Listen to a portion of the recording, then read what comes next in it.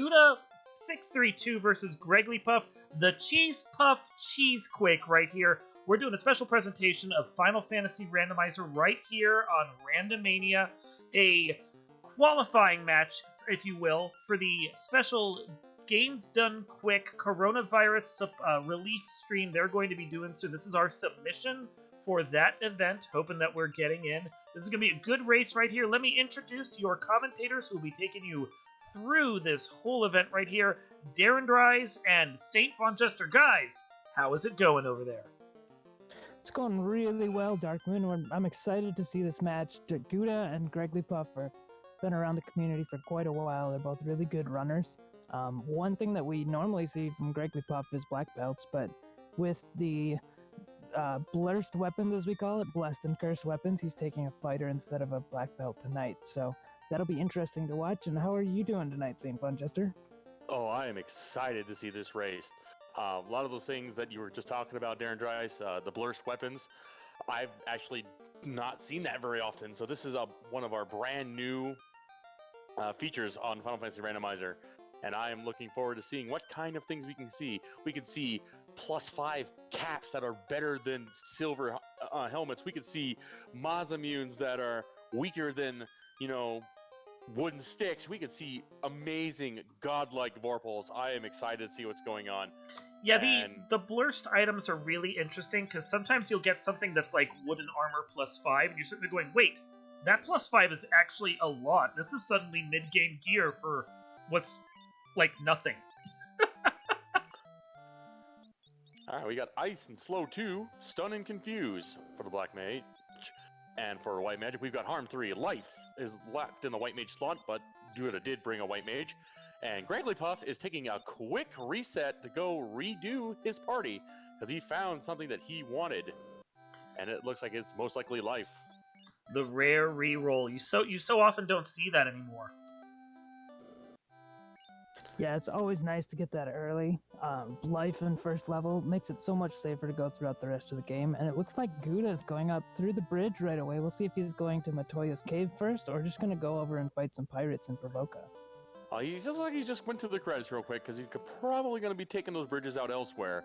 Not a lot of good level 1 black magic, so we don't have that safety that we normally get in Final Fantasy Randomizer for that, all those spells that we need to kill Garland and quickly go through the matches here. We tend to refer to that as the bridge boss. That is the intro credits that you would get after you take care of the boss that's actually sitting right here, Garland, who we'll get to in just a second. But they're just priming that up early because the bridge is free that you would get from defeating Garland, and getting those credits out of the way so they don't have to deal with it later. Yeah, I remember playing this game as a child when I was much younger, and having a cutscene in the very beginning of the game, it made it almost like a movie. It was pretty spectacular. Cinematic, yeah. We got a stun spell on Garland. That's going to not allow him to attack us very much. We're just going to punch him down with the fire. We're going to ice him down tell him to chill out here with those ice spells. So far, Garland takes a couple ice spells and a stun, and he goes down. Poor Captain of the Guards there. So traditionally, Princess Sarah. In the original game, the Princess Sarah here that we see is now sitting next to the king. She was kidnapped by, giving out the vanilla loot. She was kidnapped by Garland. Garland stole her away to Temple of Fiends. You defeat Garland, you get Sarah. Sarah goes back home, and then you get a bridge so you can exit this weird little peninsula island thing. And there's our blurst weapons right there. Got -4 nunchucks. We got a -1 hand axe, which is better than fists still. Barely. Chain Armor 4 is an amazing armor. It's really probably one of the better armors we're going to see for quite a while. And because it's chain, it's cheap. Greggly Puff's most likely making his way to Provoca. He's going to go see what the pirates have, as well as level 2 magic. Like I said, that level 2 black magic was not very kind to us. Good, on the other hand, is going to go see Grandma Matoya and see what she's hiding in her little stash there. What's hiding in Matoya's closet? Grandma! Sonny! Sonny, why are you taking my silver 2 axe? Oh, God. Oh, A God. lot of money. Her retirement fund was flowing. We got Ice 3 in level 2 magic. That's going to help us out a lot. And there's Life 2 in the Red Mage learnable white magic slot. So taking that white mage may not be the best plan anymore. But that life 2 is night learnable, so when they do find that tail and they do promote, they can get that life spell on that night and have something to protect those mages with. So we're here to see what the pirates have. In the original game, the only place you could go over here was to provoke it because everything else is blocked off. Can't go anywhere without a ship. You need a ship. There are these pirates lurking here. You defeat them, you steal their ship because you're heroes. So here, because they have a key item, so we're gonna see what that is, and it is the canal. I love them getting that canal early because that's going to open up so many changes from what you would do in a vanilla speedrun. And that's personally what I love about this randomizer is it opens up a lot of different territory you can go. There's Earth Cave that you can go to. You can go to Crescent Lake, which normally you would have to fight for quite a while in order before you got to either of those two locations. Oh, we did see the crystal for sale there in Provoca there, Dark Moon and Darren Dryce, so getting Matoya's retirement fund may have been the best thing that Guda could have done. Clearly, she was just saving up for medical supplies, and you came in and you helped her out. You're just doing her solid. It was a favor for her. No, I agree with that.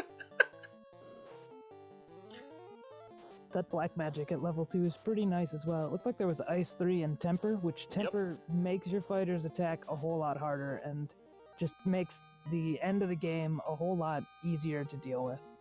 So interesting to note, Gregglypuff, despite seeing that crystal, is like, nah, Matoya, I'll come back to you later. I will do your turn in at some point down the road. I'm going to save that money if there's some other spell that's more worthwhile. Well, he's taking a quick dive into Earth Cave. He's going to check out these trap tiles. Yep, he's used to doing this with a black belt, and he finds sandworms, which is a really good tile to get some levels on, as long as they're not doing anything that's too bad. Traditionally, the spike tiles here were giants, because this is the quote-unquote Hall of Giants. But it was two different tiles of giants that are swapped out for, in our randomizer, different encounters that could be interesting to take on. Sandworms are fantastic. Great for these early levels. See if he takes a couple more. He's probably going to burn out all of his ice recharges. Ooh, 2 sandworms, and he resets out of that. They're hitting like trucks right now, guys. Let's not be ambushed by those sandworms. No, but he gets first strike on this little sandworm, and poor sandworm's looking for Beetlejuice, and just can't find him. Gets iced down for his troubles. Guda, on the other hand, is going to go find his crystal. Find out he just can't quite afford it. He tries to buy it, Unfortunately, we can't steal anything in this game, so we're going to have to go find some more money. Yeah, and Guda was taking a couple fights around Provoca there, but just not enough money coming from those enemies. Looks like, Gregory's looking for some money or something good out of these chests. He's a lot closer than Guda is to that crystal for sure. There's a cap and a heel helmet. And he resets out of that, and he's going to go down and go see what these last 2 chests are down here. Meanwhile, we're going to first look up Black Magic, Fast, Fire 2, and Bane. Fast and Bane are insta-buys for me. I would wait on the crystal for that. Gregglypuff's going to take some more sandworms. Get some more money that way. Yeah, if he can kill them, they're a great source of magic, but I think they're resisting him with that Ice 3 just a little too much. Well, he does not have any more Ice 3 charges, so he had to go back. Yeah, there you go then.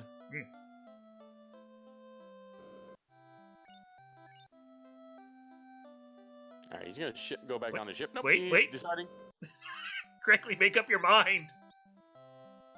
Nope, he's not done yet. He's going right in. He's going to go kill him some more sandworms. I didn't see what was going on in the level 3 and 4 white magic there, Darren Dryce. Did you happen to see that?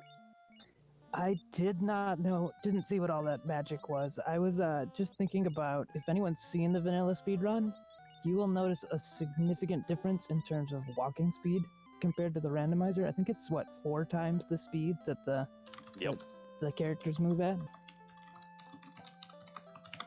Quite a bit faster. You notice that guys are walking nice and slow here, but we want to get through this fast. We want to speed run, but this is a race, folks, and we want to make sure we get in and out as soon as possible. Meantime, Guda is going to go. It looks like he's going to the dreaded Marsh Cave. Our nemesis, as you will. No one likes to go here because, especially in the randomizer, you go in here levels 3 and 4, and it's just not a friendly place to go. Now, I want to point out something that Gregglypuff's doing that smart. He paid attention to how much health the sandworms over here have. Knows that an Ice 3 followed up by an Ice can easily kill them off, get some levels quickly off of them. That's a smart move right there. Meanwhile, going into Marsh traditionally in the original vanilla game would net you the crown from a special key item chest here. Crown would then turn into the Kindly King up at the ruins and up north, and that would net you a long quest chain that would basically end up with you finally being able to exit the Circle C with that canal that we got earlier. Well, they found their money source. They found a katana, which they cannot use. So that's an instant sell for that crystal. Vendor trash. Did you see the other sword that Guda picked up right before that katana? That +1 Excalibur? I did. Yeah, that +1 Excalibur is a wonderful weapon, and it's got a little bit more crit. It's got 1% more crit than the normal Excalibur, 2 more attack, and 3 more hit percent. So just one extra makes it a lot nicer. Grey Pete's not messing around. Takes out CC, takes out Tire. But we find the canoe in the Marsh Cave. And that's one of the things in this randomizer. I don't know that we've mentioned the incentivized items and incentivized locations, but they're looking for 19 items in 17 locations, so 2 of those items will be loose in chests throughout the game, but they know 17 of the locations where they'll find important items in order to progress in the game. That canoe, in fact, is a very spicy item for them to find right now, because with the way that the game has been randomized at this point, and the extra docks that the coders have added for our quote-unquote open progression flags, there is a chance at this point that airship that, traditionally shows up in every Final Fantasy game may not be required here at this point. It all depends on where the key items fall, and whether or not they have to get that airship to go to the last 2 towns that may or may not be required. We'll just have to see. Gregglypuff makes his way all the way to Crescent Lake, and we know that the Circle of Sages usually give out that canoe after you kill Lich and Vampire, but obviously in the randomizer, they're gonna have what they want.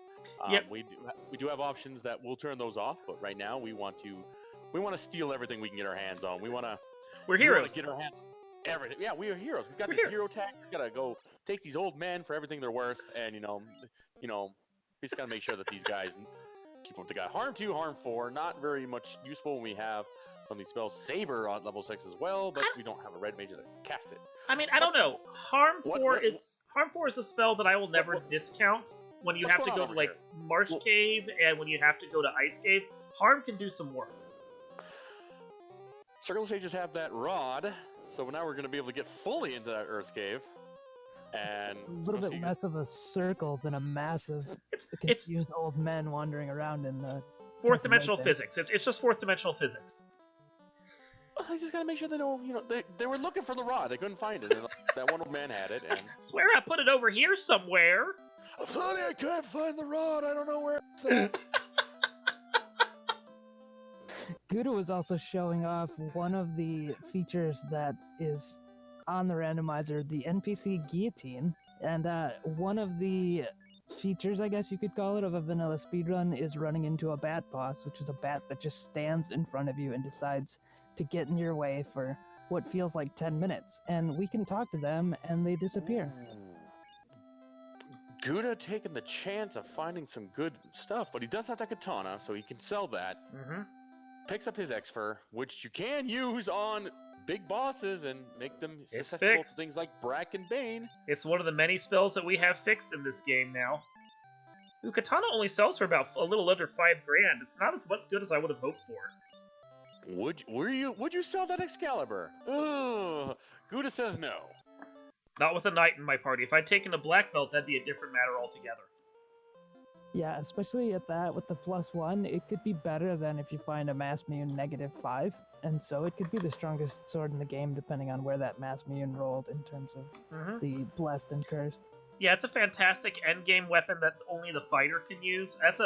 With a bonus 1 on there, adding I think it's extra 2 to its attack and +1 to its critical hit, something like that. Money. That's amazing. There we go. Now Guda's got his money for his crystal. He's going to be able to go buy Grandma Matoya's crystal eye, which she uses to see what's going on in the world. And right now she's just blind. Sonny, I can't find my glasses. Where are my glasses? I can't, Sonny, I used to have this nice crystal eye all over the place, and I lost it. I lost it in town when I was going out for some groceries. And You say that. I think she had gambling debts. She just hawked the thing. She's like, the pirates were there, and they took the, so. But we're gonna be able to get that crystal eye back from the Provoca item shop in all of Grandma Matoya's gambling debts. Not a lot of debt for some heroes. I do believe you two would agree to that. No, that barely put a dent in the scratch they have right now. They're good to go. So between that and the rod, we're kind of hoping the crystal turns into something they can use for one of the key items they need to get into the dungeons. Because the way that the original game is set up, you basically had to follow a linear path for almost the first half of the game. You couldn't talk to the sages and get something until you defeated the Earth Fiend Lich. And you couldn't really do anything with Lich until you'd gone halfway, fought the vampire on the middle floor of his dungeon, and then went and talked to the got the ruby from that floor, went and talked to the Titan. Titan let you through his cave to go and deal with Sarda, who had an item for you. It was a long, complicated process, all just to get through that one dungeon. You had basically double dip it. We streamlined the process here and make a bunch of that stuff free to talk to. So it's, it's the thing of, you get a key item, you can now just go and you can do the dungeon, and everything's a little more free and open.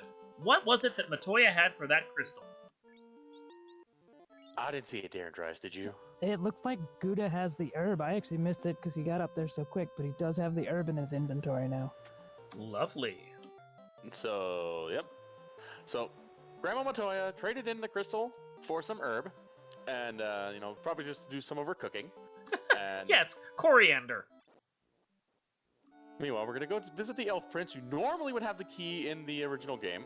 We'll see what he's got there after he wakes up from his long nap, because being a prince is hard, and rolling a game. He has the floater! So he is lifting his kingdom up, Well, he was. immensely into the sky, and we steal his thunder. Yep. And oh well.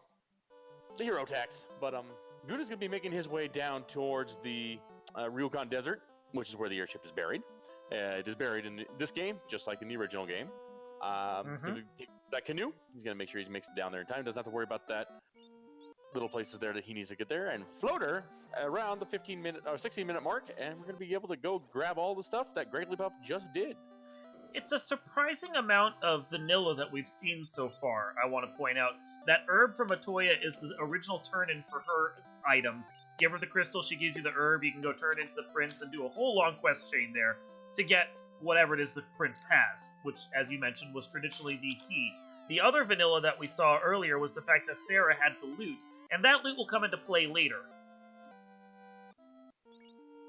And we just saw Greggly Puff pick up his canoe, which these sages normally give you, and instead, today they're giving you the rod, which lets you go all the way through Earth Cave, which, as you mentioned earlier, is usually part of a pretty long chest where you have to go halfway through the cave, walk back out, and then walk all the way back in again. Mm-hmm. Yeah, there was a lot of walking in the original game. Yeah, Guda's making his way to Grandpa Sarda, in his beachfront property there. So, Sonny, is there somebody at my door? Oh, hey, it's a hero of light. I got this key for you. See, mug Sarda and get the key. I don't know where it goes to. Where does this key go? There's practically French vanilla there. You had to get the floater to get the key. You basically got it in a chain from the prince himself. Now we're going to go grab all the chests we need from all these locked locations in Northwest Castle, Marsh Cave, Elf Castle. We got the Dwarven Cave as well. We've got Castle Castle Canaria. We've got Temple of Fiends. We can go grab some stuff. Banesword -1. We're going to check out these trap tiles. Mugs. They're just running amok everywhere, and they got poison to it. Ambush poison mugs. No buenos. That's a runaway right there. Yeah. No. They are very strong to all melee attacks. Great imps, we don't need those in real life, and he just resets out. He doesn't even bother with the Banesword. No. Oh, we're gonna crash into the water. We thought this was a ship, and it was not. Did you hear your favorite music in the game there, St. Phone Jester? I didn't want to say anything. I don't want to say about that. This is for a good cause, and this is not for me. This is for everyone else.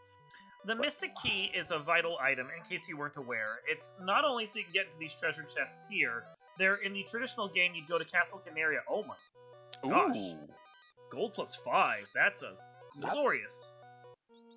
A good find there. That's a keeper. So you'd go to Canaria Castle, and in one of the key locked chests at Canaria, you'd find the TNT, which would open up the canal so you could go venture out into the world. I can't remember if Canaria right now is incentivized, but I'm sure we'll find some good treasure over there. Regardless. Hooray! Oh, and the dwarf dies. That's horrible! That's bad! But yeah, since we have the key, we're going to need that. And for those that weren't aware, there is actually a key-locked door in the very last dungeon. It's just by that point you have the key, you'd probably never notice it. But it is a required item. So that gold +5 bracelet is actually better than the opal bracelet, which is the best bracelet defense in that slot when you figure out the numbers. I mean, you don't know if the opal's going to be good at all. This cursed and blessed seed right here, that gold is like just a must-have. Yeah, and I think the Blessed and Cursed has become very popular among a lot of the runners because it adds one more level of randomization where you can get great armor, great weapons, and have a -5, and all of a sudden, something that's 2 or 3 tiers below it might be better than what that weapon is. It's an equalizer, I think, is the best way to look at it, because it means that you're going to have to constantly be guessing whether or not a piece of gear is actually worth it or not. Did you see what Guda picked up in that chest right there? I did not. He found a rat tail. Ooh. So yeah, that X-Cow that he got earlier, totally going to use that now. Meanwhile, Gregley seems lost. Over in He's the heading to canal. Ice Cave is where he's going right now. I mean, that's good. I think there's an incentive item right there. I certainly don't hate the play of going and clearing your incentives. We just know that there's a lot on the table that he could be doing right now. Oh, yeah. Guda has just picked the right location just about every time so far. He's playing a perfect game right now, and right now I would say he has a very commanding lead right now over Gregglypuff. But we'll see what Gregglypuff finds in the Ice Cave, which is incentivized. So normally the floater's in this chest here, but we'll see what might be here very shortly. Yeah, this is the point in the game where the world really opens up to you. You get the you get the canoe from the sages after you defeat the Fiend of Fire, or before you defeat the Fiend of Fire, after you defeat the Fiend of Earth. He just killed a dragon! Yeah, he did. He's slaughtering NPCs left and right. And then after you get that canoe, you can come over here to Earth Ice Cave. Man, names today. And get the canoe turned in to the floater. You get the floater turned in down at Ryukon Desert with the canoe. Then you get up in the air, and the whole back half of the game is open to you. Guda has a lot of options as to where to go because he has that floater and that canoe. Yeah, right now Gregglypuff needs to turn in that crystal to get that herb, and then he can turn in the herb to get the floater, and he'll be back on track. Oh yeah, I would say maybe a couple minutes behind. It's not that far. It's not that bad. Well, it depends on what's in this ice cave right now, If he can grab what's in this ice cave, he's got exit, so... Sorcerers are quite resistant to ice magic, so he's going to take 2 of them to take them down. But he's going to get them down. Sorcerers are also a great form of experience at this early level. Level 13 across the board. Guda's heading towards Castle Ordeals, which I bet you that those pillars are not what they're supposed to be in the original game. Am I mistaken? They should be shuffled because we shuffle a lot of things in this here randomizer. It's a good play that he's making, because bear in mind, you need basically 5 key items to finish out the 4 dungeons that you're going to have to do. You have to take out the 4 fiends of the 4 elements. You need the rod, which they got, to take out the Earth Fiend. You need the canoe, or the airship, or both. Oh! Lit 3 Hydras, not... That makes every river tile unsafe. Yeah! So you need the canoe and or the floater to be able to, the airship, to be able to get over to the Fiend of Fire. You need the Oxyale, a way to breathe underwater to get to the Sea Fiend. And then you need both a chime and a cube to get into the airship, or the air palace. So what he's trying to do right now is he's really, since he's already in the air, already has his key, already has his loot, he's at this point just looking for those 3 key items that are left for him that he desperately needs. Floater, chime, and cube. Second he gets those, he's in go mode. Right, we got the Cerebus and Wizogre trap tile from the volcano. Ice 3 and Ogres will easily be taken out. I like One Cerebuses. to stick They're around. decent experience. Oh, that's a great great experience fight for that level. He's only level 8 though, so Gregory Buff does have some level advantages on him right now. Like a Zeus Gauntlet -3, you know, it still casts Lightning 2, which is still good. Yeah, this was the first game in the series, and the first one to bring in the idea of using armor and weapons as castable items. So Zeus will let you cast Lightning 2, very useful for the early to mid-game to take care of packs. And the Adamant. In the original game, that would traditionally let you forge the Excal, which they already have. But here, it'll probably give them just another key item of something or other. We will wait to see what it is that it turns into.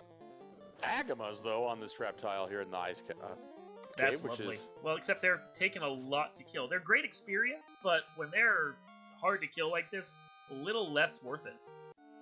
Well, we've got that life. We got that life too, so we can revive DDDD when we need to.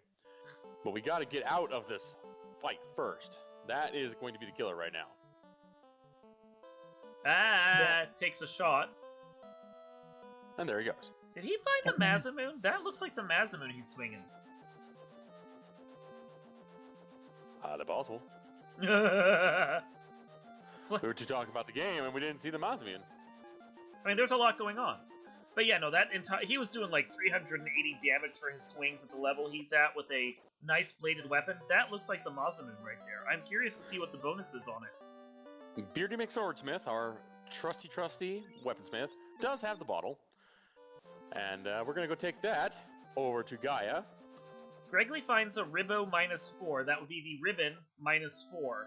Ribbon is a great piece of gear, even if it has like no armor to it, like this Ribbon -4 is going to, because it gives you protection from every kind of magic in the game. Find some bulls. That's terrible. It's blocking this chest, but he gets away. And finds his chime, so Ice Cave is required. 100% required. Guda is gonna have to come back here. Guda is here, as if he read our minds. So they're basically just mirroring each other right now. Gravely's on his way back out. He's going to go resurrect his party members. He's going to go recharge his spell charges. We know he has to go turn in that crystal in order to advance further. Well, it looks like he's heading towards Volcano. He said, nope, I don't care. And I lied. He's going to back to Crescent Lake. I forgot. He does not have any houses. If I had a house, I'd probably be heading towards Volcano myself. It's a nice place to get some quick experience points. Got plenty of treasure chests. We got the Fiend of Fire there as well. Yeah, a common thought in this game is that you do the dungeon that's in front of you. Volcano doesn't have any other requirements than what he has right there with the canoe. I could 100% see him doing that. And Guda falls down without checking that chest. May or may not hurt him. If it's the Mazamoon sitting there, then that's something he's probably going to regret. But he does have the Excal +1. Sorcerers are a touch beefy. Yeah, well, they're resistant to most magics. Lightning is their usual quote-unquote weakness. It's the one thing they're not really resistant to. Don't know if I call it a weakness. But they did not die from that. Zombie D's, that's drink. Nice.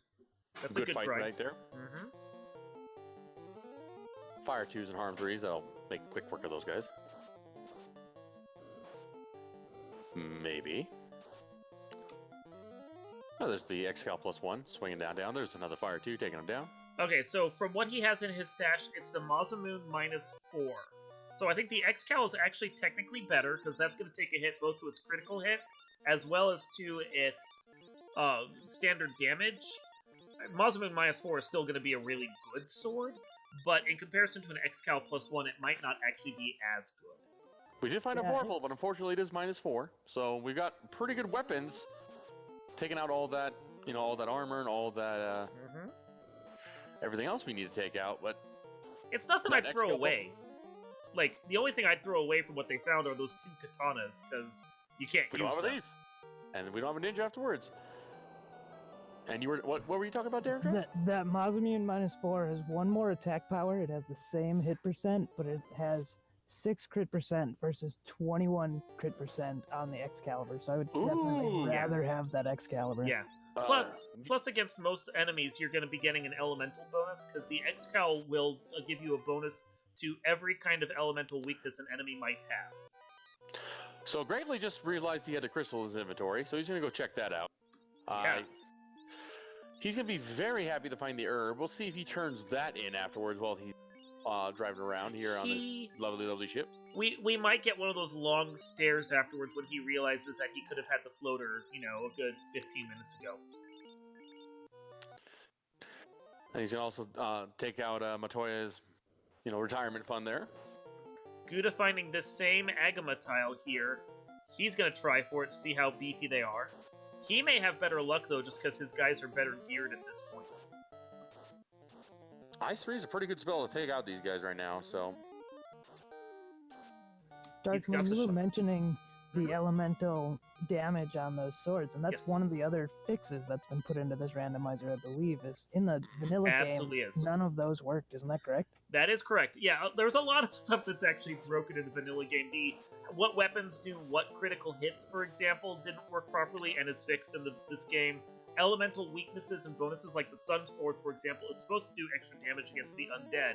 It did not in the vanilla game, but it does here. Pretty much everything that was supposed to work in the vanilla game for the NES has been fixed in this one, oftentimes drawing from how they were fixed when they were translated over to the PlayStation 1 and the Game Boy. The developers took a hint from that, still tried to preserve the basic intent of the NES game, but did some fixes to make the game work a bit more like it was supposed to. We do have a question in chat from Vertical Sandwich. Can anyone equip Masa? Yes. Any class, anyone can equip Masa. So yeah, even though it's -4, that's still a good weapon for, like, your black mage or your white mage. No reason to throw that away.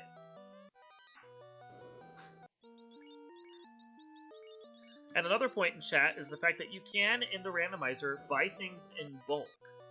The traditional game, you had to buy everything one at a time, which, if you watch a speedrun of it, means you're sitting there for basically 5-10 minutes watching them buy one heal pot after another. Here, though, you can buy them in tens, and that really speeds up the game. Yeah, if you were anything like me as a kid and your older brother was always doing the playing, you were the one who got to sit there and buy 99 heal potions. I'll let you in. Sonny, there was a man in here. He took a key, but I was able to find another one. I guess you can have it. If you can do something nice with it.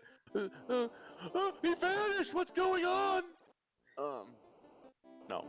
He's actually a retired rogue. He just has skeleton keys for the entirety of the world. He just hands them out like candy now. That's possible. That's very true. We got Guda in the volcano right now, checking out for that other loose item. We have no idea where it is, of course. Many a time, many of people have found and lost loose items in here. You got a rune +2 sword, so not a bad find, not a good find, but not a bad find. I saw in Viz 2 sitting over at the White Magic shop at Melman. That is a great spell, because it will raise your evade, I think, 40 points or something like that? The math, don't do math on Twitch, that's always the rule right there. But essentially, if you can get 6 shots of that off in a boss fight, the boss will have to do essentially critical hits or spells to be able to hit you. Any regular attack from them is going to completely miss at that point. And you might be sitting there going, when am I going to get 6 shots of a spell off? You'd be surprised. Oh, we found the loose crown in Volcano, so that's our second and last loose item we need. That may do it for them at this point. I would not be surprised to see Guda go straight to go at this point. Maybe finish out the armory just to get a little more, because, he's still looking for maybe a ribbon or two, potentially some of the good fighter gear that's going to help him through the end game. But, yeah, he's pretty much whenever he decides to stop and go, he's at go mode at this point. Ooh, Gregory took a reset. Let's go grab all the stuff he needs back from the Dwarf Cave.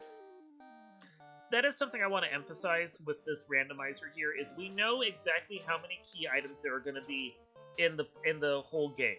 And from there, we also know how many key item locations, people you can do turn-ins at, dungeons you can get the items from. So when we say there's 2 loose, we know that 2 of the key items are just going to be floating out there anywhere in the world. Guda having found them... Oof. Guda having found those items, that means that he essentially can be in go mode whenever he wants, because he only has to do the turn-ins and locations that are listed. And we're going to be life 2ing our Black Mage, most likely, here very soon. There he is. Pede's a great Nice. place for experience points. One of the things that makes battles very tough in this game is life magic doesn't work during a battle. So if anyone Nope. gets knocked out during a battle, you can't bring them back until you win that battle. Yeah, that's one of those things that the devs have not changed, even though it shows up in later versions of this game, because it really changes the dynamic of the game if you can revive people in the middle of a battle. Not being able to do that means that you really have to strategize more, and it feels more old school. Got some red bones. They usually hurt. Got a flame 4 armor. That's nice. That's And lovely. a power 2 gauntlet.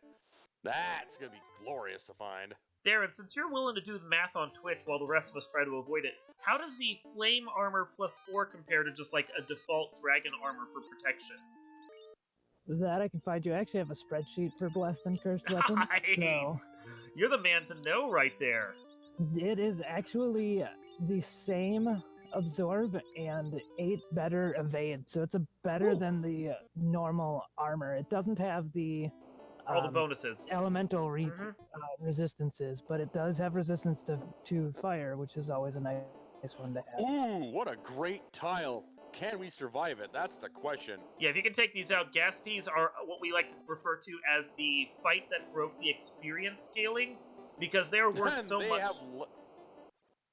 They have less than 300 hit points. Oh, yeah, they were worth so much in the original game that when we first did our experience scaling to give bonus experience, it actually broke the experience, and they wrapped back around to being worth almost nothing. It was pretty funny. We have fixed that since then, so if you can kill this battle, it is a great battle to have. And you can see Gregley's kind of sitting on it. Oh, I would too. They have less than 300 hit points. You have plenty of quad X that will take them down. Oh, that's easy money right. Oh, Opal plus 5. Wow. That is amazing. That is end game gear for basically anyone. Like, you get a ribbon on top of that, and I think anyone could wear that at that point, and it's phenomenal. Yeah, that Opal 5 is better than... Actually, yeah, it's better than the initial, like, dragon armor. So many good trap tiles. Even Zarias are great experience points. Yeah, Sarias are weaker than an Agama, and they aren't worth quite as much, but if you can get them in 3-pack, they're actually, I believe, worth about, like, in this pack right here, 1.5 Agamas, and Agamas being, like, our way of measuring good experience right there. That's a great fight to have, because they have, like, no health and die easily. Looks like he's getting ready to level up his fighter. Yeah, he's taken out at least 1 or 2 party members right here. But they've also got less than 200 hit points, so... Yeah. Killing off those mages might be a little more difficult than you expected. Now, the reason why he's doing that is because the less party members you have alive at the end of a fight, the more experience points other party members get. Mm-hmm. So this is a great way to easily power level any light warriors you want to keep up. In races and some speedruns, you also see that, you know, people do take and quickly kill off the heroes they don't want to get these other heroes more experience points. And you also notice he's putting the dead hero in the second slot because, well, you know, for every less hero you have up there in the middle or in the second or third slot, it has a higher chance of hitting the person in the top slot. It's based on, of course, yeah, that's based on the way that the randomize or the original game actually calculates the hit percentage. Person in the top slot is going to get hit 50% of the time. Person in the second slot gets hit 25% of the time, and then the back two people get hit 12.5% of the time each time. Although Kraken, for example, has the magical ability to hit you every time from the back row. That's just how it works. But it's the thing of, if you have party members taking up slots in the middle, then the game rolls onto that slot, it will actually re-roll and improve your chances of not getting hit in the back row. So that's just one of those ways of managing your party, and it's also something you couldn't do in the vanilla game, because the second you had dead party members up front, it would move them to the back the next time you moved around. We got a question in chat here from Lavakin. I've never seen his blessed curse flag. How does it work? Darren Dress, would you like to explain that? You seem to know how this goes. I can. I'm looking at the spreadsheet right now. So for armor, the absorb, for like an absorb +1, it will add 2 absorb and take away 2 of the evade penalty. for that armor, and then if it's a negative, it adds 2 evade penalty, and subtracts 2 absorb from what that armor would be. Essentially making it flimsier and heavier, more or less. Yes, and so it can swing the armor quite a bit. And then for weapons, let me go over to the other spreadsheet. This is great. Having a spreadsheet like that is so helpful. I need to get that from you at some point, honestly. I will definitely share it in the Discord, which in the Discord there are a lot of resources for people who are looking to get into the game. There are a ton of resources out there, a lot of vanilla speedrun resources, as well as things which are written specifically for the randomizer. Yeah, because there's knowing the vanilla speedrun does actually help you to a certain extent in the races here for the randomizer, and we'll cover some of those things as they go through and do some of that stuff. It's just it's useful skill. Right now we've got Carrie on the screen here. Sorry about that, Dark Moon. You're good. We gotta make sure that Carrie goes down. Heck Carrie's yeah. feet of fire. We're going to be tempering up our fighter here. 5 hits for 49 damage. That's not bad. Excal +1, 3 hits, 488. No more temper charges on that red mage. He's throwing ice spells. Ice spells. Stun is going to go out. There's another temper. What we're going to do? We're going to heal. We're going to life. We're going to try to harm 3. Nope. We're going to Zeus him. That's what we're going to do. 3 hits, 333. Zeus 3. Not going to do much. 18 damage. Stun. Ineffective. Punches that knight. 5 hits, 32 damage. No, another temper going out. Uh-oh. There we go. Just a quick stutter. He's fine. He's back. While that's going on, I also want to point out that Gregley over on the other side found a silver bracelet +4, which would be fantastic if we didn't have golds and opals +5. And he found a defense sword +4, and the defense sword, when we actually get to it, is actually a great piece of endgame gear. Well, we take out Carrie with 4 hits, 616 damage. Light up her first orb, roughly around the 40-minute mark. And we got 1 orb down for Guda. Where is Guda going? Where is he heading out? He's heading down back towards Provoca. Probably refill. Gregley, on the other hand, is going towards our waterfall, where our friendly little robot sits, usually picking up the cube. I wonder what's going to be here today. Darren Drice.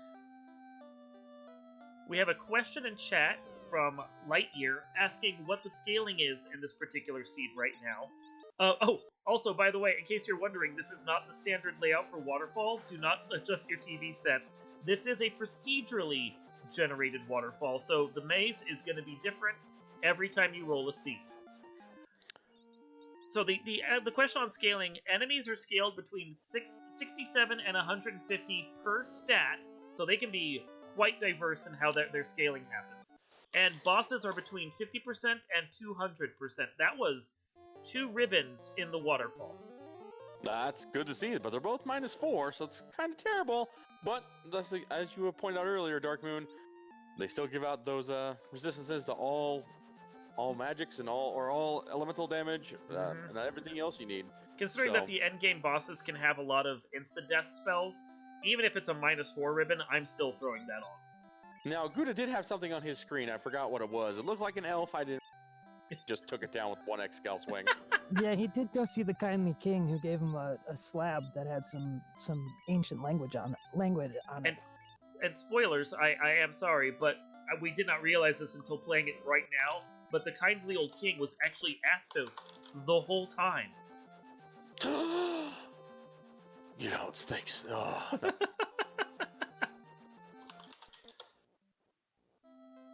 All right, Gregley Puff's going to be going back to his castle ordeals. He's going to be picking up his adamant. He's going to be very happy to see that. And he also did something there that I want to point out, that if you noticed, he was walking on and off of the river tiles. That's encounter management right there. There's actually a lot of different things you can do in the game to try and manage your encounters and try and avoid getting one, because the game has a very rigid encounter table, which is randomized in the randomizer, but still is very rigid. If you walk onto a river tile, you can't get an encounter for that space, and if you walk off of a river tile, you can't get an encounter. So often we'll walk on and off of the rivers as best as we can, doing like cornering and so forth through them, just to try and minimize how many encounters that we'll get. All right, Guda's making his way down to the 2nd floor of Earth Cave. We have not seen any of the treasure chests here. We know, and we do have both loose items, at least Guda does, so he's going to be able to just walk in here and not have to worry about chests. He doesn't need anything. He's going to go mode this. And I'm pretty confident he's going to let that Mazmune and that Excal carry him to victory. Mummies, on the other hand, are not having it. Harm 3 goes out. It's going to take all those mummies out. Mummies have less than 70 hit points, or less than 60 hit points, excuse me, so that's nice to see. Bye-bye, Bet. We miss you already. We don't. Oozes and arachnids, not a very friendly sight. Yeah, the NPC guillotine, as we call it, where we're able to kill NPCs, is one of those features that anyone who's played the vanilla... Blazing Spectres is not something we want to see right now. You never want to see that. All the life we need. There goes his fighter. There goes his black mage. There goes his white mage. Spectres not having any sort of fun at all. Another blaze. And see, Ouch. that is the reason why ribbons are so valuable, because they will cut this damage down into a quarter of where it's at right now, because Blaze is a fire elemental, and ribbons have protection against all elements. Alright, we've got that. We got the life 2 on. That red mage is going to be able to resurrect everybody. Ouch. Yeah, that's the benefit of a fighter rainbow right there. 2 people that can cast life magic is glorious when you can get it. And now he's praying he doesn't see those geists again. Oh, Gregley is restocking. We have Guda here. He's looking at a vampire. You know. He was. And there it goes. Yeah, there it was. So that is the first stop for Earth Cave if you're just in here doing your exploration in the vanilla game. You have to come down here, you gotta fight the vampire, you gotta take the ruby in the chest that Guda didn't even bother opening because it's not incentivized here. And then you gotta take it all the way back out just so you can come back in here and do it all over again. The vanilla game was fun. And all of that walking was done at a quarter of this speed. Oh god, yeah! That was horrible. I swear, I can't go back and play the vanilla game anymore just because of how slow it is in comparison to this. Alright, Gregley's going to pick up his bottle from the kindly blacksmith, Beardy McSwordsmith, as most people call him. And right now we've got Lich on Guda's screen. We're going to fight. We're going to fire 3. We're going to fire 3. And we're going to harm 3. So we're just going to take him down nice and quick. Easy peasy. Perhaps 4 hits, 374. That Ice 2, not having any fun. No, he's going to survive that. Another fire 3 goes out. 112 takes him out. 2 orbs for Guda, 45-minute mark. In case you're wondering what harm is, if you know the later Final Fantasies, harm is what is traditionally called at this point Gaia, and it's an undead-only spell. White mages are the only ones in the original game that can get it, and it has its limitations because it's undead-only, but at certain times, like against Lich for example, it can be useful. Well, we do find Warp at level 7 in Gaia, so that's a good thing to see later on. See if that gets some use. I mean, he still has to do the waterfall, so, like, Warp can be useful there, but they've already done Ice Cave and they've already done Ordeals. 2 dungeons where Warp can actually be severely useful, so its usefulness is limited at this point. We're going to turn in our bottle. We're going to get our tiny fairy out. She's got her TNT. This poor fairy has got some issues. Hey kid, you wanna buy some fireworks? I got some fireworks here for sale. Really? Are they waterlogged? Lady in the Lake selling fireworks right there. That's impressive. We're gonna be taking this over to Narek here. We normally would open up our canal, but we're gonna go see what he gives us today. I'm guessing he's giving us the cube. That's my guess. Yeah, there's not much left. It's cube rock sale is what we're hoping for at this point. That's all we need. Mm-hmm. And it's the cube. We got the cube. Well done. Oh, I'm good at this game.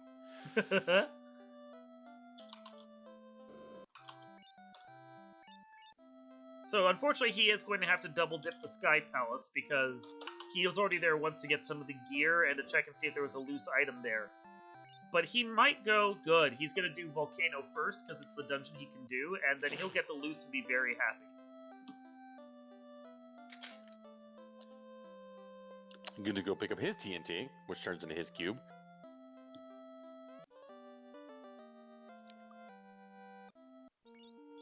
And I'm pretty confident once Great Lipa finds his crown, he's going to be go-moding as well. He's got everything he needs. And he does not have the Masamune, but, you know... Gregley's the one with the Mazda. Guda's the one without. I apologize for that. No, you're fine. There's a lot going on very quickly as these runners are just basically speeding the whole seed at this point. My magical prediction powers predict that this is going to be an Ox Seal on the sole fact that it's the only item that can be. Only thing left. So he just has to go do his TNT turn-in, and then he will be officially in go, go, go mode. And then we just watch him go and clear dungeons as quickly as possible. And now, that turn-in, now those NPCs would have just said Lupa Lupa if Guda hadn't found the slab already, which is about the worst feeling in the world when you walk all the way down there. Yeah. Darren Dryce, I've been lupa'd many times, and as a spring tourney runner, Darren Dryce, you see that Great Puff's now still in his volcano. Guda's looking, grabbing some stuff in the Oasis here, which normally has the bottle, but obviously the bottle was given to Beardy McSwordsmith in the Dwarf Cave. Where would you be off to right now? You know, I'd do Sky. Yeah, probably Sky, although, I mean, I'm not looking for any more gear. Guda's gonna go check the incentive location here at the waterfall, and I think he's gonna get his ruby there. Yep, but... that's where the ruby's at. We also know the ruby is not required, and he is going the wrong way. He is. The thing about Waterfall and some of the other dungeons in this game, though, is that they do technically loop. So depending upon what the path through Waterfall may actually be, he could go the wrong way and still end up the right way around. Yes, and you can see that he's already found his way back to the stairs. He just hasn't found the room yet. He cursed me for putting this flag on, I will note, because sometimes stuff like that happens. But on the same time, it's fun to watch them suffer. Yeah, he got through the pillar maze way too easily, so this is just payback. That was good. We do have a question in chat, though. Go mode is any point in which you don't have any chests open, or any open... Let's try that again. Go mode is any point after which you don't have to open any chests, correct? And although Darren Dryce did answer this, that is correct. You don't... Once you're in go mode, you don't have to open anything. You've got all the gear you need. That's all you really need is just gear, and you just get right on going, trying to get all these four fiends going to 2,000 years of the past and stopping these horrible monsters from destroying your world. Yeah, at that point, that's why we have what we call greed chests. Chests that are easy to get to along the path. So that we might see Guda open a couple greeds just to see if there's any other good armor or weapons he can pick up along the way. But he's pretty much just going to be more or less greed and go mode. Yeah, and you can see that Gregley is in go mode because he's not even stopping at any of these greed chests either. No. Well, I mean, they're both in the upper teens to lower 20s for levels at this point. They practically have the levels they need for the scaling of bosses that we're at. They have more or less all the endgame gear they could probably want. I would be surprised if they do much beyond greed at this point, and even any greed that takes more than 3 steps to get to isn't worth it. Gravely Puff giving some respect to Carrie with that Invis too. Although we all know, all three of us know that Mazepin is going to probably take out Carrie here very soon. Still a strong weapon, even with the -4. Plus, once you throw some tempers on it, so much better. Oh, I agree. Yeah. The only sword that can roll better than the Mazamune with Blessed and Cursed is the Excalibur at high levels. Yeah, the Invis 2s are going to raise your defense by raising your evade, so you're harder to hit. Meanwhile, the tempers that he's casting, which did not work in the vanilla game but are fixed here, raise the amount of damage that your sword can do. Carrie packing a lot of hit points here for the Fire Fiend. That Mazamune doing some work. It did take Guda a little while to get her taken down, so this is not surprising. Now this is where I would actually put the Mazamune on the White Mage and actually put the Excalibur on the Knight. Yeah. Just get that little extra damage there, because that White Mage isn't going to be doing a lot. Invis 2 and Life 2, but if you get her knocked down, that's a problem. 5 hits, 1,172 damage. Melts Carrie. And that's one award for Greg at 52 minutes and 35 seconds. Meanwhile, Guda is on his way towards Kraken, which is everyone's favorite boss. So great. You know, it is... We call him Kraken Honda. The Master of Arms. Races. Mm-hmm. Because Kraken does not like to mess around. He does not. He either wants to love you, or he wants to love you. And wants to give you hugs. But right now we've got the Invis 2s going out. We've got 7 hits, 670 damage. Lit 2 goes out. He's got 4 ribbons. We don't care. Temper's going out. We're going to make sure that Excal 1 does what it needs to be doing. Lightning 3, 140 takes out. Wow. Kraken had like no health. 3 orbs for Guda at the 53 minute mark. So the reason why they're lighting these orbs is you may notice in their menu they have 4 crystals in their inventory. Those crystals are going to be required to be lit, as you saw right there, so that they can open up the path to the final dungeon. Once they kill all 4 elemental fiends and light all 4 of the orbs, the dungeon is open to them and they can go into the end game. That is essentially the linear goal of the whole seed. The whole vanilla game was to just light those 4 orbs, essentially in order, because you kind of had to in the vanilla game, and then go to the end dungeon and save the day. And now Guda is in go mode. He has cleared everything, got every item he needs. And I mean every item. He didn't mess around. He was basically operating in go mode this whole time anyway. Well, he knew exactly what was the last item. That was the cube. He knew where it was and what he needed. Grigglypuff's not going to be too far behind him. He's actually going to go grab some levels off these sandworms, and he's probably going to go see what the next reptile is, I would imagine. Guda actually benefited from having to do that waterfall, though, just to make sure the cube wasn't there, simply because of the fact that those 2 ribbons that were in there are essential armor. And he's going to hope there's something else above this. Oh, he's going to take sandworms. He's going sandworm, sandworm, sandworm. It's a sandwich, if you will. Ah, so bad. I'm not sure if he knows where. I'm not sure if he knows where that. I would be taking those gas dragons. Oh, this is a good trap tile too. A little far, you know, up there in the Mirage Tower. This is what we call in the community the EXP Pinata, because once you bash it open, you just get experience dumped on you. It's one of the best experience battles in the game, and generally quite easy to kill.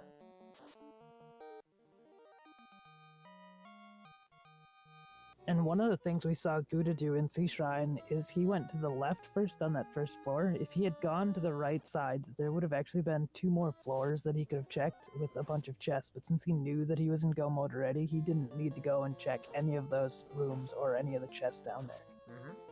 He's taking this eye tile, or this eye fight that he had, because the eyes are worth a decent amount of experience. Actually, if you watch the vanilla speedruns for this game, pretty much all of them, they will all spend time grinding on the eye that's vanilla by vanilla default in the ice cave, simply because it's such good experience and it's an easy tile to get. We did not take that pro cable, though it was -4. So yeah, I mean, a little tablecloth there. Yeah, it's a wet tissue at that point. Ooh, rub. Wizvamp's bringing out the spells. Yeah, who cares about rub? Harm 3s and Excal's gonna take him out quick.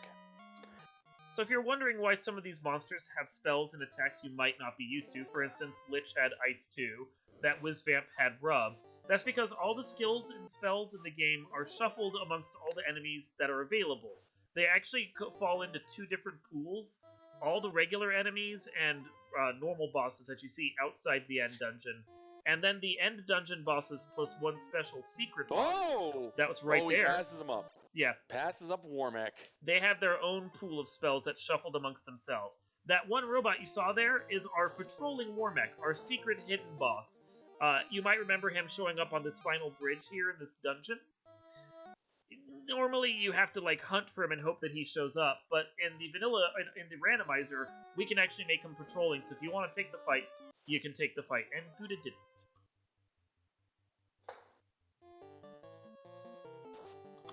And that's a perfect fight to force runners to do if you were looking for some sort of incentive type of item, because it's one of the enemies who's in the toughest spell and skill list of the entire game. Temper's going out on this Tiamat.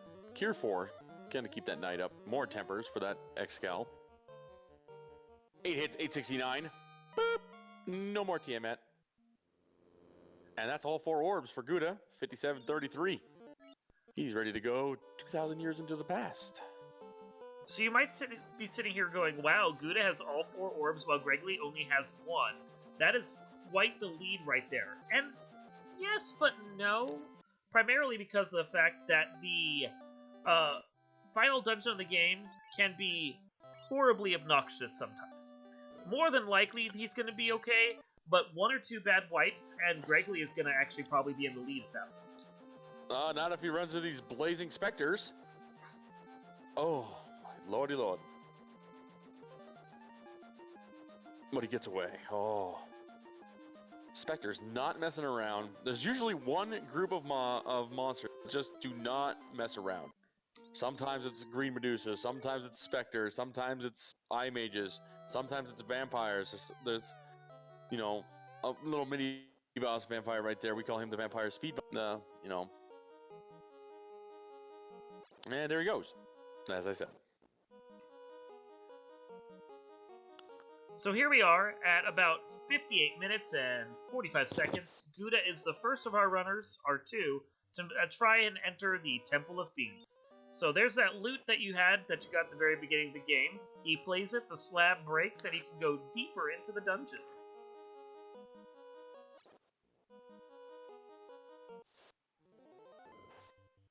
Got Frost Dragons. They have a lot of high evade most of the time. We don't want to fight them.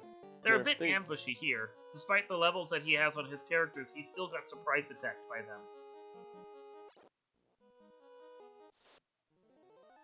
Oh, the Gurmedusas. Great fight. Oh, fantastic experience off of these guys if you can kill them.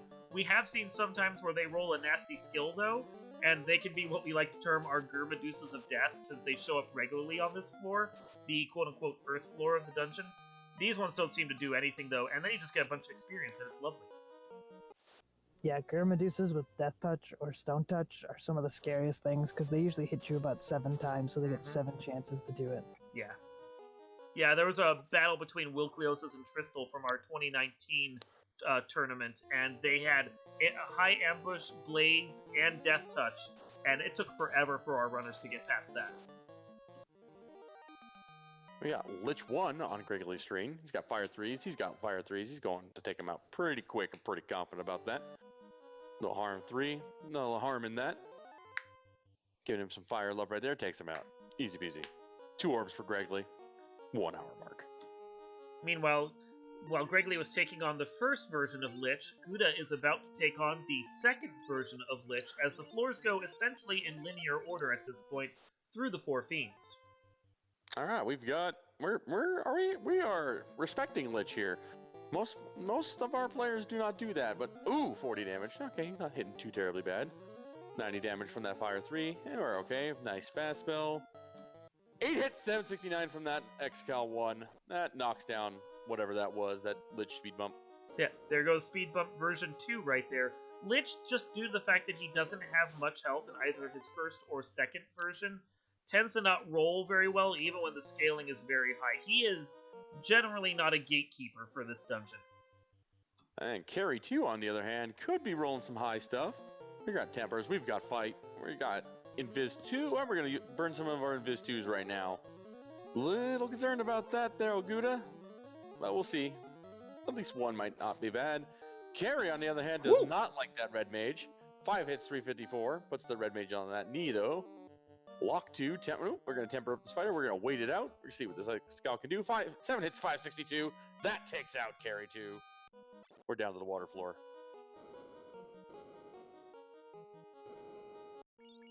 Meanwhile, Gregory picks up his item from Lefane. And he's gonna be heading towards. Hopefully, I'm hoping he heads right up to Sky. He is good because he's right here. It's great routing. No, you don't have to circle back across the world. Yeah, he's just cruising right through this.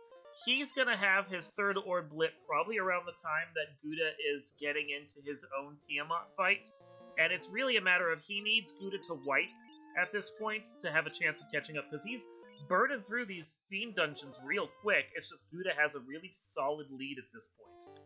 And we've got Kraken 2 on our screen, and we know Kraken likes to hit.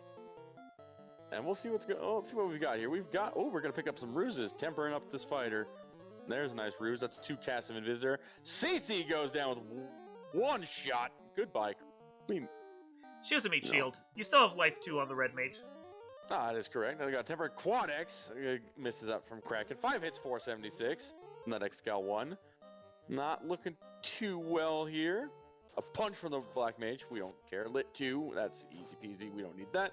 Rune Sword. 3 hits, 40 damage. There's the Excal 1. 6 hits, 890 damage. Bye-bye, Kraken. We're down to Tia. Last two bosses of this dungeon to go, Tiamat 2, the stronger version, and one of the scarier bosses that can be in this dungeon. And then the final end boss after if Guda makes it through this. And we're going to sacrifice that white mage again to Tiamat. Invis, fast, tempers, and a ruse. Oh, we're not rusing. We're gonna respect not respect him a little bit. We got tempers, we got fought. Ruse is 3 hits, 164. Oh. I can see it. Ruse is a single target self-cast basically Invis, and it's double the value of Invis. He only has 3 casts left. He may not be willing to risk it. Now we're gonna try to temper up this fighter some more. Tiamat's got a lot of evade. Fire 2, just chip damage. We don't care about that. There's more tempers out for that Excal 1. We'll see how bad it hits this time. 2 hits, 287. That's not low. X-Fur, ineffective. We're hoping to see if that hits anymore. We're gonna cast another one. Nope, we're gonna go heal 3. We're gonna temper up this fighter some more. Oh, I lied. We're gonna fire 3. What surprises me is that he's not casting Lock. Lock will actually make the bosses easier to hit, and that would probably get his fighters' hits up more. So far, Tiamat's being kind of nice, kind of being a little kitteny here. Meanwhile, Gregley is actually taking on Warmech over on the other side. Oh my, the Warmech. Taking on the robot chicken. Ooh, there goes one black mage. There goes the white mage. Light warriors falling left and right like dominoes. Lit 3s, tempers. 2 bosses. We want to see what's going on here. 3 hits, 164. Tiamat is not having it. Round 4. Lit 2s still being nice to Guda here. That is very concerning for other fights here. 2 hits, 78 damage. Oh my. You know, this is where the Vorpal would come in handy. The Vorpal with its higher critical hit rate. Although, I would have to know how the Vorpal compares to the Excal +1. In the meantime, we'll follow out of that. Standard Vorpal? Standard Vorpal. Ooh, Gregley takes out Warmech. Gets a good amount of experience for it, too. Yeah, Warmech is an experienced pinata. The Excal +1 has a better hit percent and better attacking, but it's significantly lower in the in crit strike percent. So Vorpal still has its place. And while we were all in shock and awe that Warmech killed, Guda does take out Tiamat too, and he is at Garland.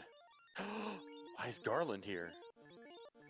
Well, that is the actual explanation from the vanilla game. When you enter into the Temple of Fiends Revisited, you travel 2,000 years into the past, and you find the original form of Garland back before he got depowered, and he is chaos. And we've got Invis 2s. We haven't seen a lot of nasty things in this Temple of Fiends Revisited, so we're tempering. There's Inferno. Woo! There are the skills.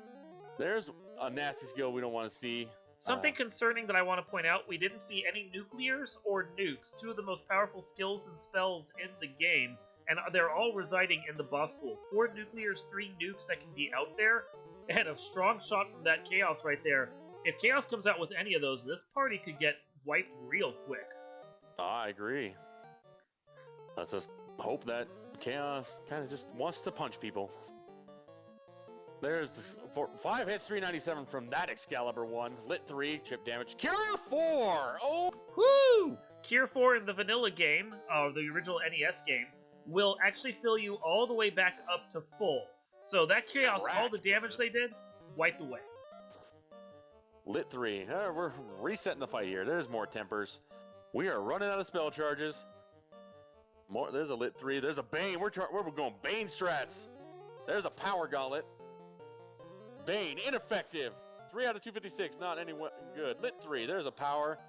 Lit 3 is going to hurt a little bit, but we got some ribbons. We're okay. There's another Bane. No, we're out of Lit 3s. There's a fire. There's a power. 27 damage. 8 is not going to do much. That's a good spell to see. Bane, 3 out of 256, ineffective. Poor CC could not get that X-Fur up. Increase that chance of that Bane. Excalibur misses! And Chaos says no to the Black Mage. No spells for you. No more buffs. This This is not something we want to see. There's a Cure 4 on that red mage. Power Gauntlet again. Missing the fighter. That's good because we got all those roost gases up. Oh! There's a nuke! Oh, but we didn't die. Fire 3 goes out. We're gonna Cure 4 that fire. There's a nuclear! Oh, not what we want! 2 hits, 157. We've got to fight. We're gonna go all in. Old Abe Ray, 3-2-20. There's Inferno! Oh, 11 hit points left on his knees. 93. There's Crack. Ineffective. That misses. There's a fight. 346 terminates kill. 11 hit points. 1 hour, 8 minutes. Woo! 11 hit points to spare. That is crazy right there. Oh my. GG Guda. Woo! That was scary to watch. Oh, but Zeno did it. Oh my goodness. There's our winner right there, Guda 632. When he went nuclear, I'm like, all right, he went nuke, that's fine. I have 2 Cure 4s, I'll be fine. Nuclear, oh no. Man, that was my god. I was standing, I was jumping. Oh my goodness. my heart is just thumping so hard right now in my chest because I'm like, oh my god, I got this in the bag. Greg's not done. I can do this. What? And then that for 200%, that had to have been as close to max evade as Chaos can get. Yeah, he was invading everything and stuff like that. Whew, that was great, man. Literally, it was the one time that I got 4 hits. That did it. Like that one with the 1100 damage. That's the only reason why I got through that, because otherwise I was just not hitting anything. Yeah, so GG to you, man. Let's go over that seed for a second there, sir, because that you played that just about as perfectly as you could. Yeah, everything like kind of lined up for me kind of perfectly. I'm just like, all right, I know I have to hit all these incentive locations, and like this is just what I need to do because there's 2 loose. And unless it's Tail and Ruby or Duds, like I pretty much commit to full clear everything. And like I like doing Volcano, and off the power cycle on this, I could walk like an entire loop of the song, which the encounter rate was really low for this. And the only thing I was really worried about was where was I going to get levels. And then I found 4 Storias, and I'm like, oh, I guess I found my levels. Well, there was also a very nice trap tile in the Temple of Fiends. 4 gas dragons that had less than 300 hit points. Oh, that would have been nice to check, which I didn't do. Yeah, you also missed a Mosmune in Ice Cave. Yeah, well, once I even slowed down, because in the randomizer they give you the I think this B button allows you to slow down while you're walking. And then I walked into, like, I banana peeled in anyways, so I'm like, well, I guess I'm just not going to get these 2 chests. Meanwhile, we've got Greatly Puff trying to bane down Kraken. 7 hits, 1,049 from that -4. Doesn't matter if it's -4 or standard, that Mazza hits like a truck. Oh yeah, that Masa is absolutely fantastic. And then even, like, we got a -5 Masa in one of the matches that we did, and oh man, let me tell you, that thing still hit like a truck. Greatly Puff's got all 4 of his orbs lit. He knows that Guda won, but he's not giving up. He's gonna crash into Melmon. Is what he's. That's Poor Town has suffered so much, and then Greatly just wants to destroy all the other places. My. So yeah, what did you think about some of that gear? You had the X-Cal +1, you had an Opal +5, Gold +5, and then for some reason, like 3 ribbons -4. Yeah, the ribbons -4 were, I mean, they were what they were. But the X-Cal, like, I'm like, I can get this game done with X-Cal. I do it all the time. I'm just glad I didn't have to, like, a Vorpal +5 would have been nice with the crit rate. But, yeah, I didn't need Masa, so I really, once I got the second loose, I'm like, I'm just going to check chest to basically look for White Shirt if I can find it, or defense, because I didn't have any way to really evade my Knight. And then I Galaxy Brain and remembered, oh, Ruse is level 3. And so it was Knight learnable. Yeah, because Knight can learn the first at 3rd and I think, 4th at level 1 and all the slots at level 2, and then, like, similarly 1st, 3rd, and 4th at level 3. something like that. I don't remember For it white all the time magic, yeah. myself, but all I knew is that Ruse was there, and I'm like, if it's learnable, this is great. If it's not, well, I guess I'm gonna hope I get lucky. But yeah, so I didn't really need any gear. Like I was using a flame +4, which was a really good armor. Green Medusa is bringing out the dazzle, the jazz hands, but Gravely doesn't care. Cremating Earths, though, that could have been no buenos. Yeah, Guda, I think you saw them, and again, I think luckily you got away from them before they did too much. Yeah, I mean, I had like the white mage had cure for days, and like I was gonna just Dan her at one point. I did for a little while, and then I'm like, I guess I'll bring her back up. And then once I got level 24, which I wasn't gonna get 29 for the next hit on the Excal, but I needed some levels on my mages to survive Nuke and Nuclear, and then they didn't anyways. We got Lich 2 on Grigglypuff screen. We got Fire 3. He's giving him a little bit of respect. Blizzard from Lich. You know, not... We got 4. We got plenty of ribbons. We're okay. Harm 3's not going to do much harm there. Fire 3's going to not do a lot. Masa -4. 4 hits, 191 does take him down. We're on carries. So as Gregley's making his way to carry, tell us about your Chaos fight right there. That was quite the... Like, it didn't seem like it was going to be too bad until you saw Cure 4, and then he followed that up with Nuke, Nuclear, Inferno. Yeah, so I was like spamming, because I was spamming temper charges throughout the entire Temple of Fiends because Excal needs the extra damage because it doesn't have a super high crit rate.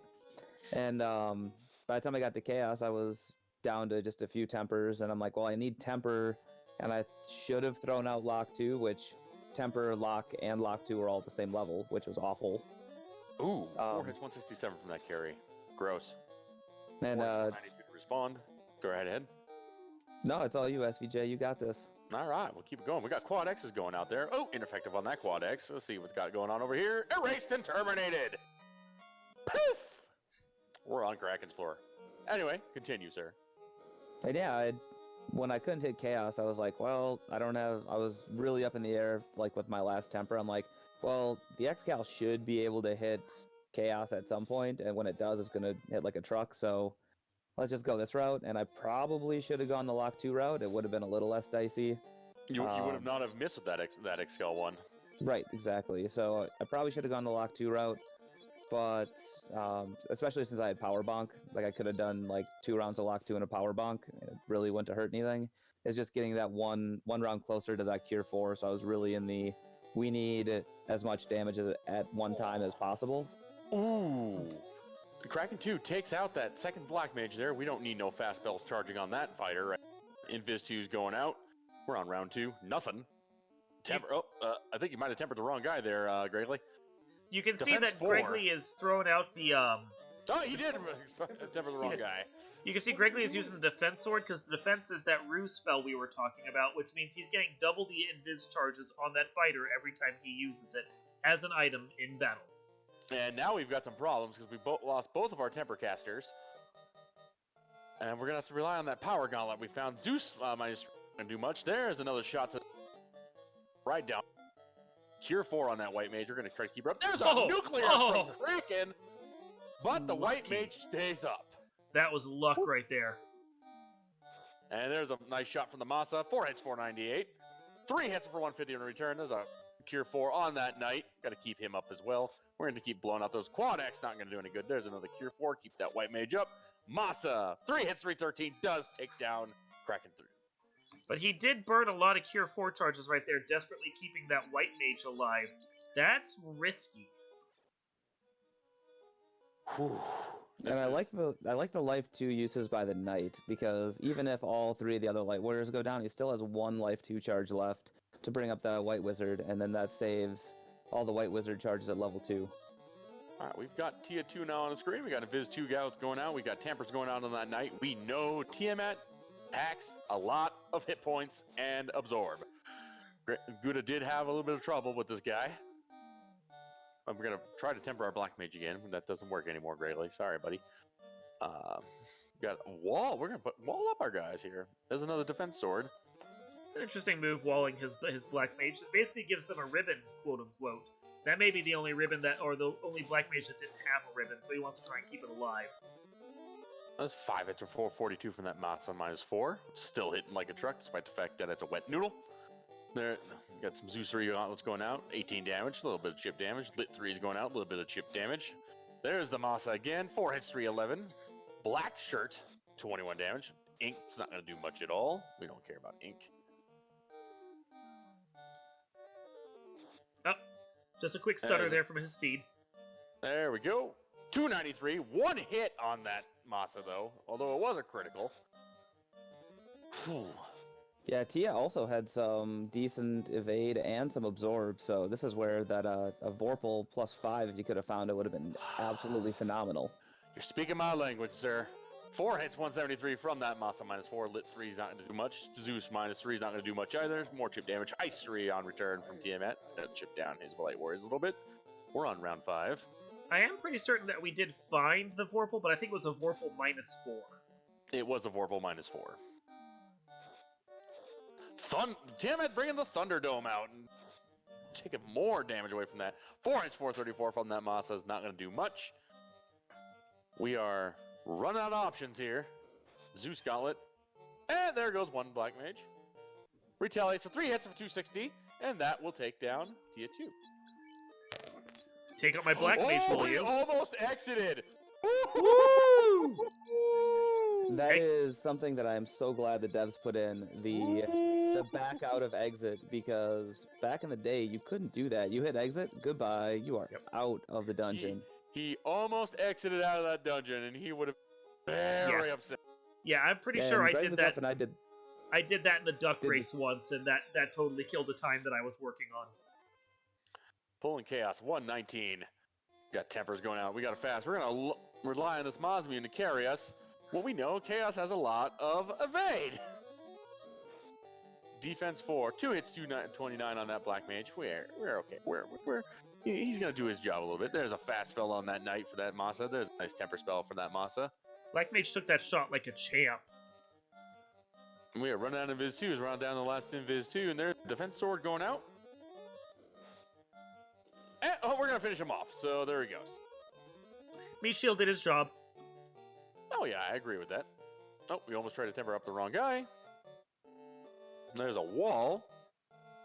Nope, we're going to start chipping him down with that Zeus Gauntlet. And we're going to do a Power Gauntlet. That's not a bad fight. There's the Cure 4. We didn't do any damage. See, right now, Zeus Gauntlet's going to do 18 points of damage. That's not great. We're out of temper charges after this. Power 2. And punch. Second Meat Shield's about ready to go down and do his job. I mean, nice Power 2. He might be worried about the fact that his guys are getting beat down, but he'll learn enough that it's better that they get punched than that the spells come out. There's Lit 3. We know what the next spell is. Fire 3. Lit 3. Tripping down. There's the Masa. 112. 1 hit. Oh my. Uh-oh.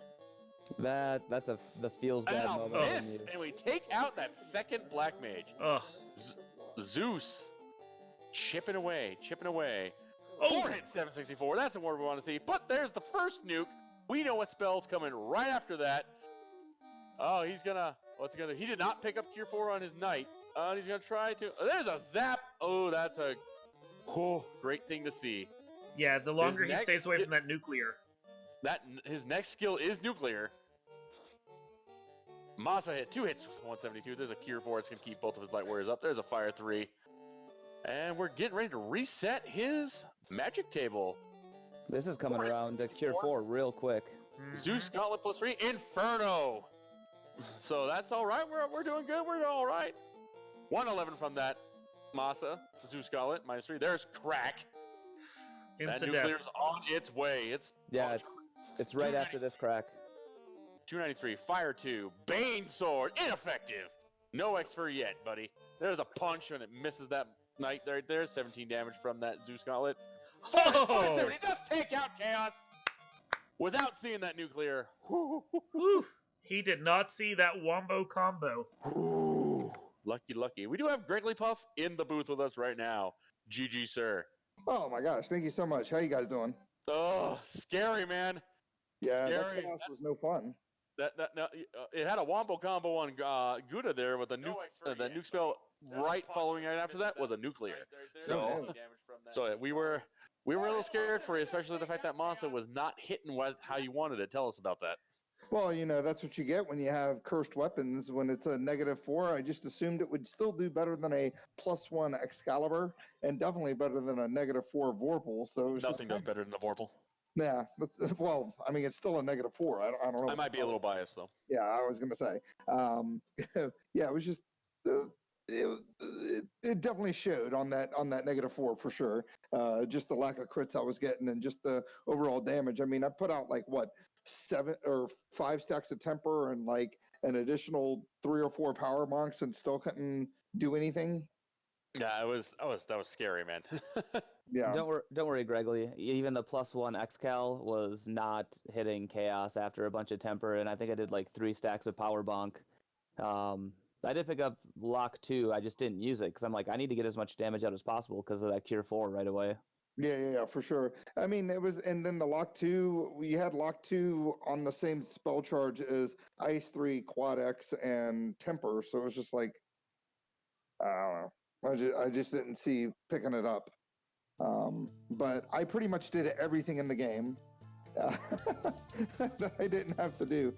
And so that was a little frustrating. And I did some not ill-fated, just I should have done other things than I did. I went and ate a bunch of sandwiches down in the Earth Cave on the the Hall of Giants.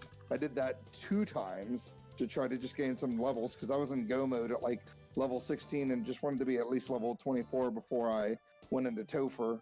And I would say when I was in my last Fiend dungeon, I was like, I would not be surprised if Guda finishes here pretty soon because I know I'm pretty far behind. And sure enough, he finished. And then I was like, all right, well, I can at least finish about 10 minutes after him, which is what I was aiming for.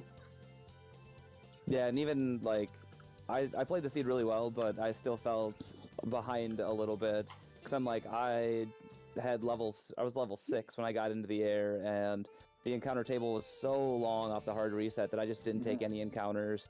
And I'm just sitting there going like, I don't even know where I'm going to get levels. And then I found the 3 to 4 Saria fights, and I'm like, oh, all right, I'll take this. And I didn't. It was the Agama tile. I figured that you were all over that, Mr. Black Belt. Oh no! Well, I mean, I wanted to show off the cursed and blessed weapons, so I went fighter, white mage, double black mage when I saw that life was level 2, or not level 2, level 1 white only. Yeah, I went fighter rainbow. Yeah, that would have probably been the best party to bring, I think. Yeah, well, I mean, you had level 2, life 2, which really helps out a red mage, and I actually danned the white mage for a little bit until I'm like, all right, now I guess I can bring her back. Well, I mean, that exit was really nice. Yeah, that was why I brought her back, because I'm like, I'm going to be checking a lot of entrances. I need exit. No. But I think overall, GG, I mean, that's a great time. I think that playing all these Swiss flags makes me assume I need to do more than I actually needed to do with these particular flags. I could have just been like, pew, just go. I wish I'd never checked Waterfall. Oh, no, Except you those don't. ribbons. Waterfall had 2 ribbons. Yeah. Well, yeah, I forgot about the 2. That's Sorry. what I said when I found the ruby. I was like, crud, I didn't need to be here. And then I'm like, oh, ribbon? Oh, ribbon? I ribbon. guess I do need to be here. Yeah, it was definitely not one of those. I could see why people do like the higher encounter rates because you can do a better walking grind. Whereas this seed, I felt like I was struggling to get levels. Yeah, I agree. And I mean, it's really good for speed, but it's really bad if you can't find a tile. Luckily, we have B-side tiles on, so generally the encounters you're going to find in the B-side tiles give a little bit more experience. Yeah, that was why I turned them on for this particular flag set, was make sure the shuffled tiles were on, and then we could crank the encounter rate down just a little to speed up the gameplay. Yeah, I think overall, I mean, like 108, it's a great time, but I bet you could have done that quicker. I mean, Yeah. I'm not saying that you did it slow by any stretch. It's just that if you had made because I felt like I made some pretty decent choices. It was just choosing to grind when I chose to grind, and I didn't go to Marsh right away, so I didn't get the canoe, and I didn't have the money to get the crystal, so I couldn't do the crystal turn to get the floater. So Yeah. I wasn't in the air until like probably 20 minutes. I did like all kinds of dumb things before I actually turned in the crystal. I would Yeah, I think honestly, I would say that I think- probably the difference in times between the two of you buying the crystal is just about the difference in time for you to finishing the seed. Yeah, Okay. because I feel like I could have routed something else in to get the crystal. And I'm like, do I grind here? No, I need to do exploration. And there had to have been some happy medium. And then that stupid katana was only 9,000 Yeah. gold. And I'm like, what the heck? And then Yeah, I almost sold the X-Cal, and I'm like, no, I can't do that. Yeah, it was the worst vendor sword I've ever seen in my whole life. I mean, 9,000 katana, give me a break here. Especially since everything else in the game was like insanely expensive. So it's like, and yeah, oh my God, sandworms. If I had picked up Quad X, I chose Ice 3 over Quad X and couldn't afford Quad X, and they were Quad X. Where'd you find the sandworms? Holo Giants. Ah, okay. Yeah, and And, there were Gasties in Blocktofer. Yeah, that's what these guys were telling me, which would have been really nice with that Ice 3. But for your guys' information, Chaos had 2,500 HP and almost maxed out the agility with a 198. So that's why we couldn't hit him. Yeah, that makes sense. Yeah, he was pretty nuts, and he had a 143 defense. So I mean, he rolled up on everything. No. Greg, But, I we mean- do have to thank you for searching out that war mech, being a people's champion, and taking that fight on of Oh, I your own had- accord. I had to. I mean, that's kind of the purpose of everything. Hopefully, if we get chosen for this thing, it's kind of one of the incentives we hope to put out there is the searching for war mech battles. Plus, I wanted to get the level 24, and I was only level 21, so I was like, I need to get levels. Yeah, and I bumped into Warmech, and I'm like, no. But thank you for bringing that up, Greg, because that is one of the incentives that we plan on using is keep Warmech patrolling, and that's a nice sprawling floor, and be able to take the Warmech fight if an incentive is met. So that's something really, really great to bring in. Yeah. But So you guys have overall- any final thoughts before we wrap up this honestly jet seed that we just went through? Going ahead, winner. Yeah, I mean, with these flags, it can be anywhere from I think like an hour to an hour and a half on how long it'll take, and it basically comes down to how long does it take you to get into the air.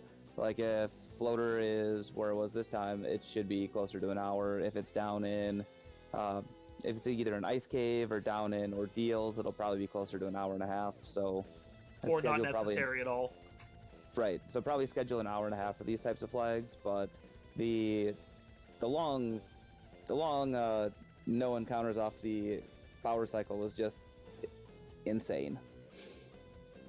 But overall, I thought this was a great seed. I thought it was a great showcase. It shows off all the dungeons. It shows off what the randomizer can do, and it shows like what happens with enemies, like roll up, roll down. I don't know if you saw the blaze spam specters in. I did. I saw them at the very, very tail end. Yeah, so did I. It was awful. They took 3 of my light warriors down. I'm like, wait a minute. But that's the danger of the randomizer and the fun of the randomizer is that you can get little enemies like that would have gone down easy to a harm 3 and then they just blaze you to death. So Yeah. Overall, I really enjoyed the seed. I enjoyed this flag set. It's been a long time since we've done something like this, where it's just kind of minimalistic with 2 loose. It does mean that the 2 loose are more than likely going to be required. Luckily, they were pretty easy to find, the tail being in the locked elf armory and the crown being right there in the turn on armory. So good, easy stuff there. Like everybody else said, I mean, the seed's going to run between an hour and an hour and a half.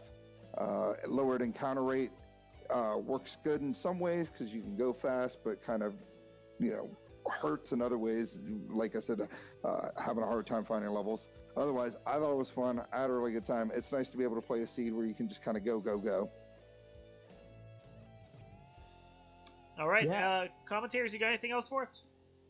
I think it was fun to watch. You guys definitely took different paths in the beginning, which paid off for Guda, but you were able to show off some of the, my favorite parts of the randomizer, which is you have to make split-second decisions on where you're going to go, what you want to do next, and it pays off. Either you could lose 10 minutes or you could gain 10 minutes on the other person, depending on which decision you make. Yeah, I mean, that was a nice race to see. You know, great flags that were still new to me. So seeing all those blessed and cursed weapons and finding out what they kind of do, I do want to thank Darren Drice for helping out with especially explaining it to old men like me who don't know what's going on.